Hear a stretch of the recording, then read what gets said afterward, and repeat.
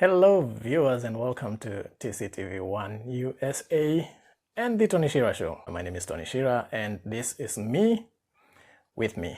As I promised you this year, 2025, we're going to be diving deep into some of those very touchy subjects. We dive into the highly controversial topics, the emotive words and phrases that make us uncomfortable. But somehow someone has to do it, right? Someone has to do it, and we need to do it. Today, I want to talk about trauma.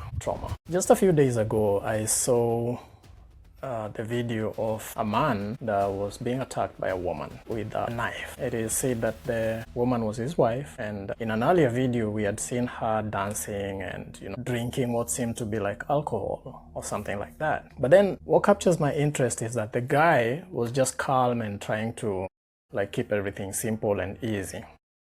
But the woman, having had some drinks at some point, appeared next from what was seen in a CCTV footage, trying to attack the guy, to cut him or stab him.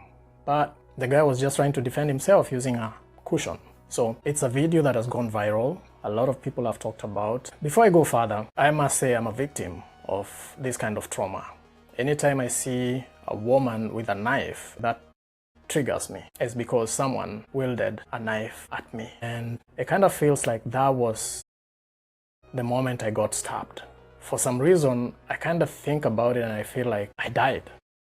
Something died in me, or something else was born in me. I really don't know, but something happened that to date, anytime I see a woman wielding a knife, even if not in a confrontation, it kind of triggers something. I have somehow managed to control it because I can be, yes, to a certain amount of extent, be in the kitchen with someone, a woman with a knife, but I am always conscious, I'm always worried, I'm always cautious. Like I am alert, like 100%, like all my nerves are like alert in that moment. What is trauma? Let's start with the basics. So trauma is that deeply distressing or disturbing experience that can have long-lasting effects on someone, physically, emotionally, and even their mental well-being. People refer to trauma to describe experiences such as physical or emotional abuse, neglect, or witnessing traumatic events. There are some of those things that happened in primary school in the days when they used to cane students, like for being late or for whatever. Many of us have gone through it, and any other time you see someone holding a cane, it kind of swings you back into that moment when when it happened to you. I think I have too many experiences that could have traumatized me. Maybe the primary school one didn't, because we would get caned for any reason. You're late to school, you get caned. You fail in a subject, you get caned, or an assignment, you get caned. You make noise, or you're caught making noise, or in the wrong place at the wrong time with the wrong people, anything, you get caned. You underperform in your exams, you get caned. I actually remember there's a teacher who, out of 50 questions in mathematics, who, if you scored 12, then you would be caned the difference.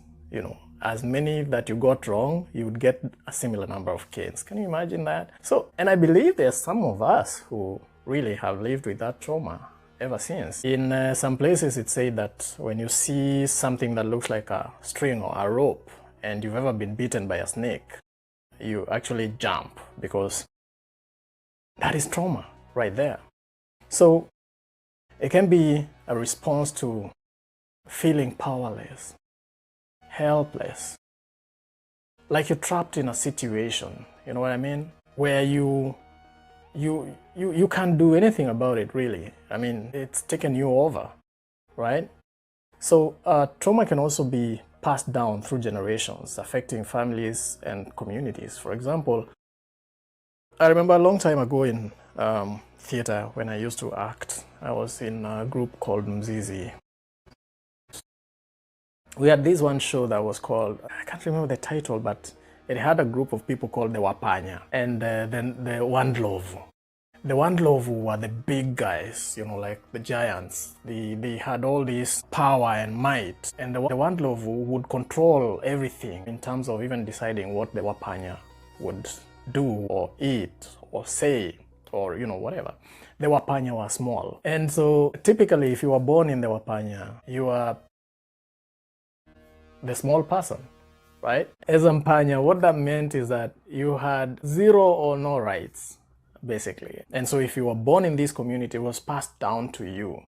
So what was traumatic was that the Wapanya would always, cow down and freeze and condense anytime a Mndlovu appeared. And that was passed down, so it became a fear that lived on. So in that sense, I think we can say it was passed down, all right? And it was like culture, in that moment.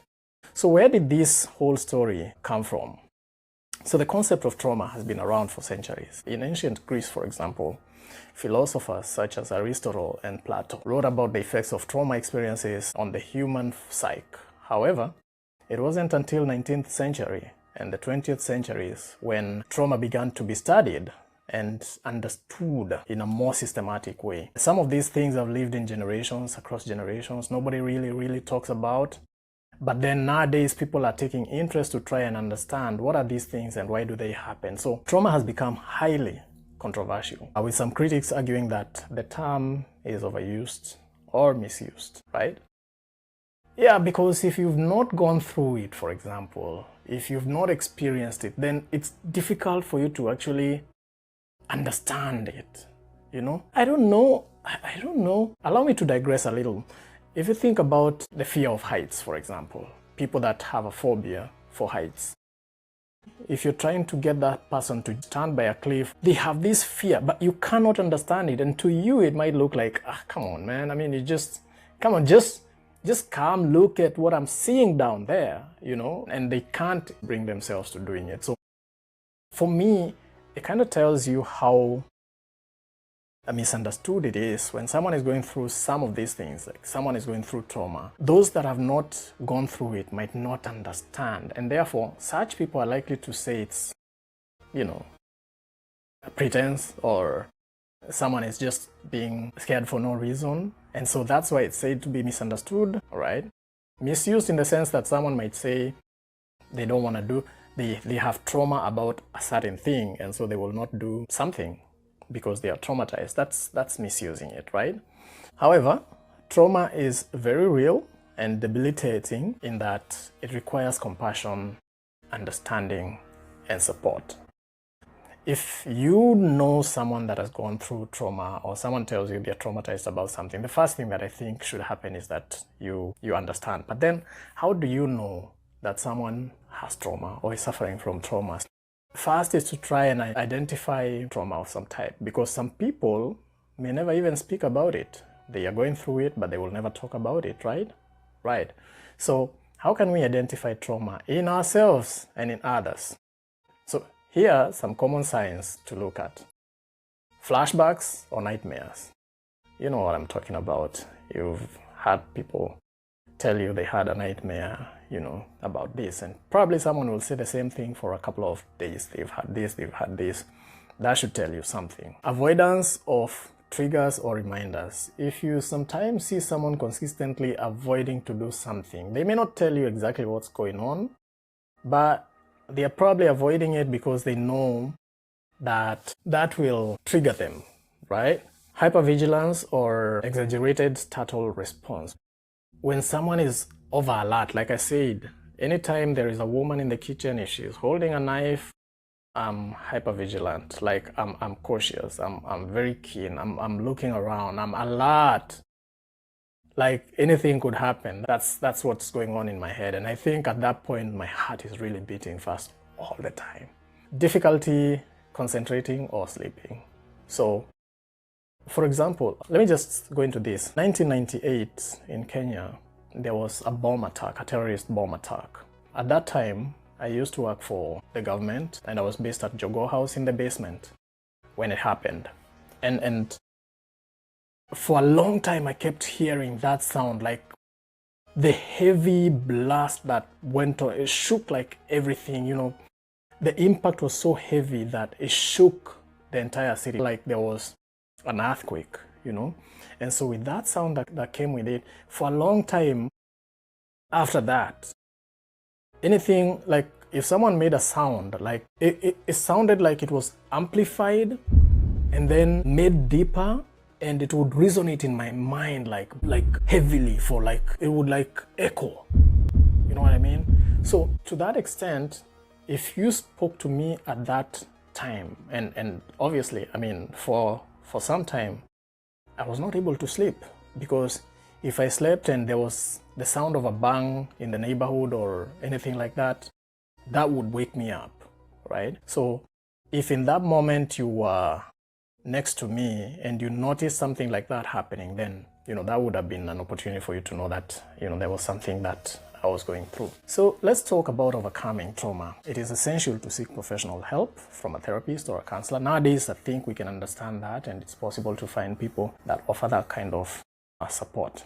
Cognitive behavioral therapy, trauma-focused therapy, mindfulness-based stress reduction, support groups, or online communities. I tagged to the last one, support groups or online communities, because in there you find people that will not judge you. Yeah, we listen, we don't judge. Yeah, we listen, we don't judge. In those places where you find other people that have gone through it, people that are in a support group are probably people that have recovered, or they've dealt with someone that has gone through a similar experience, and so they come together and they can be able to, like, you know, support each other. So when you join in, it's just like Alcoholic Anonymous. So when you go in there, it's people that have gone through it, so nobody judges you, all right? So how do we help someone that is going through trauma? Listen without judging. That is number one. Then offer emotional support. Encourage them to seek professional help. Help them develop coping mechanism or coping strategies and self-practices. Yeah, so like a little something that would have worked in my favor, but then, I mean, times have changed. Where I come from, men are not expected to be in the kitchen with their wives, right? Talk about patriarchy. We will talk about it. We'll go deep. We'll take a deep dive into it on a future Me with Me. So yeah, men do not share the kitchen with women. But then, you know, with the changing times, here we are. We're going to talk about culture shock as well. You know, I'm in the US now and things are different. There's a lot that has changed. I have been, you know, giving myself an opportunity to try and heal. So before I started talking about it, the first thing that I started was working on myself. So first you have to recognize that this could be happening and then start looking for solutions. Are there resources that someone can access? Of course. National Alliance on Mental Illness. The helpline is 1-800-950-6264, right? National Alliance on Mental Illness. Second is Substance Abuse and Mental Health Services Administration. The helpline for that is 800-662-HELP 4357, right? So 800-662-4357, right? The other one is the National Child Traumatic Stress Network, NCTSN, okay? And you can look up that on the website, right? So who is affected? There's nobody who is immune or someone that is safe from trauma. It can affect anybody. Yep. Lady Gaga has talked about her experiences with PTSD and trauma.